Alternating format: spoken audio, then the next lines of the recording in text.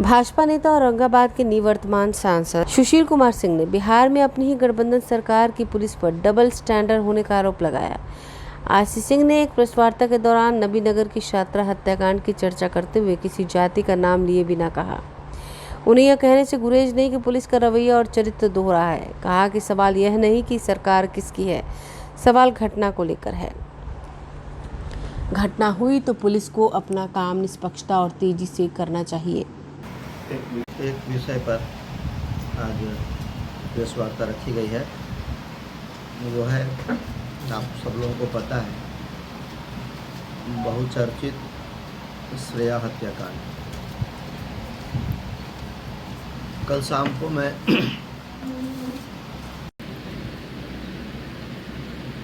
श्रेया मामले में भी शुरू में काफ़ी लापरवाही हुई, जैसा कि परिजनों ने भी बताया और आम जनता ने भी बताया, और इसी कारण लोग आक्रोशित भी थे। लेकिन जो भी लोग आक्रोशित थे या जिन लोगों ने विरोध प्रदर्शन किया, लोगों ने बहुत ही संयमित तरीके से विरोध प्रदर्शन किया। ना तो थाने में आग लगाई गई,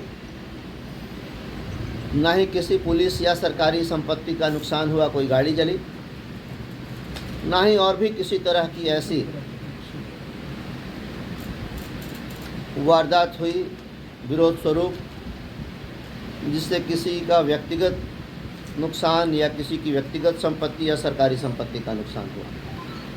और यह जो विरोध था या है, यह स्वाभाविक था, स्वतःस्फूर्त था, यह होना ही था। लेकिन बावजूद इसके इतना आक्रोश होने के बाद भी लोग काफ़ी संयमित थे। किसी भी सरकारी या निजी संपत्ति का नुकसान इस विरोध में नहीं हुआ। ये कहने में मुझे कोई गुरेज नहीं है कि जिस प्रकार से किसी जाति विशेष लोग या लोगों के विरुद्ध मुकदमा होता है, उन मामलों में पुलिस जो तेजी दिखाती है, पुलिस अति सक्रिय हो जाती है। ठीक उसी प्रकार से अन्य आपराधिक मामलों में भी अपनी तेजी दिखाए, अपना शौर्य दिखाए, अपनी तत्परता दिखाए, और किसी जाति विशेष के विरुद्ध यदि कोई मामला होता है तो वहाँ पुलिस उतनी ही शिथिल भी हो जाती है। समय आने पर उदाहरण के साथ भी ये बात रखूँगा आप लोगों के सामने कि किस तरह से जाति विशेष लोगों के विरुद्ध झूठा मुकदमा भी हो जाए, साधारण गाली गलौज बहस की घटना भी हो जाए, पुलिस जितना एक्टिव होती है। और ठीक उसी प्रकार से एक जाति विशेष के लोगों के विरुद्ध मुकदमा गंभीर से गंभीर भी हो तो पुलिस वहाँ शिथिल हो जाती है। ये कहीं से भी उचित नहीं है। कहने को तो कहा जाता है कि कानून अपना काम कर रहा है या कानून अपना काम करेगा, लेकिन कहने से नहीं होता। पारदर्शिता दिखनी चाहिए, निष्पक्षता दिखनी चाहिए, और वो एविडेंस के साथ दिखना चाहिए, साक्ष्य के साथ दिखना चाहिए कि अमुक मामले में हम लोगों ने त्वरित कार्रवाई की और उसमें ये एक्शन हुआ। केवल कहने से नहीं होता। आप लोग अधिकारियों से भी उनकी प्रतिक्रिया लेंगे तो मैं समझता हूँ कि यही रटा रटा जवाब आप लोगों को मिलेगा कि नहीं, ऐसा नहीं है, ऐसा नहीं होता, पुलिस बिल्कुल निष्पक्ष है, पुलिस निष्पक्ष कार्रवाई करती है। लेकिन मैंने एक उदाहरण आज आप लोगों को दिया है, और भी उदाहरण आप लोगों को दूंगा कि किस तरह से पुलिस निष्पक्ष नहीं रहती। पुलिस अलग अलग घटना में अलग अलग मोड में रहती है। अलग अलग जाति, अलग अलग समुदाय के मामलों में अलग अलग अपना दृष्टिकोण या राय रखती है कि अभी से भी यहाँ का पुलिस प्रशासन चेते और एक ऐसे माहौल का निर्माण करे जिसमें हर अभिभावक, हर पिता, हर माँ अपने बेटे या बेटी को घर से बाहर भेजने में भय महसूस ना करें।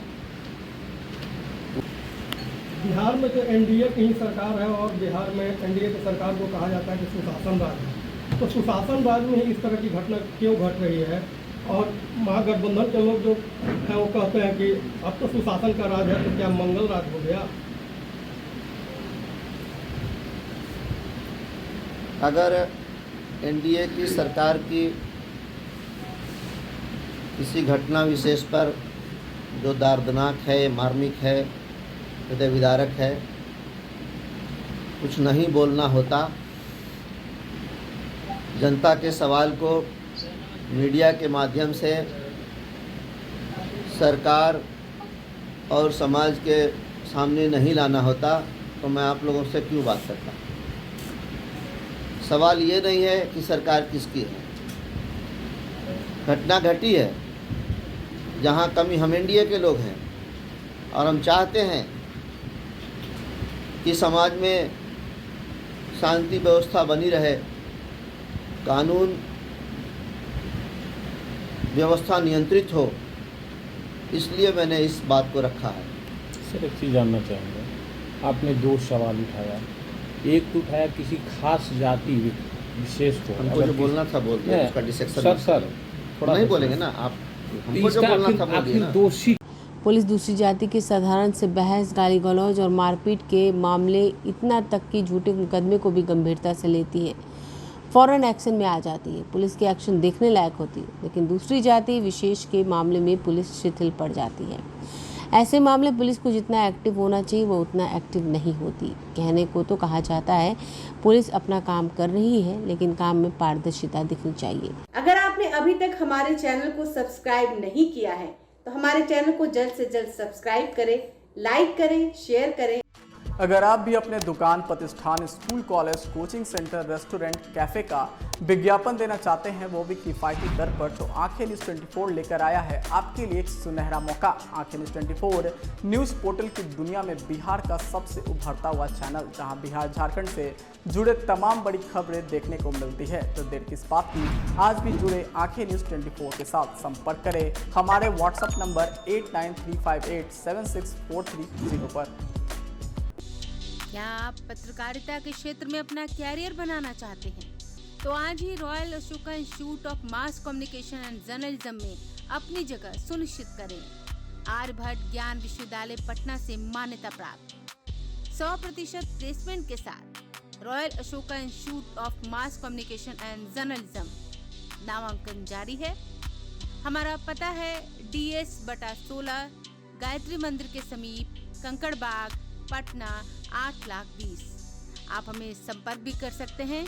हमारा मोबाइल नंबर है 9955456126।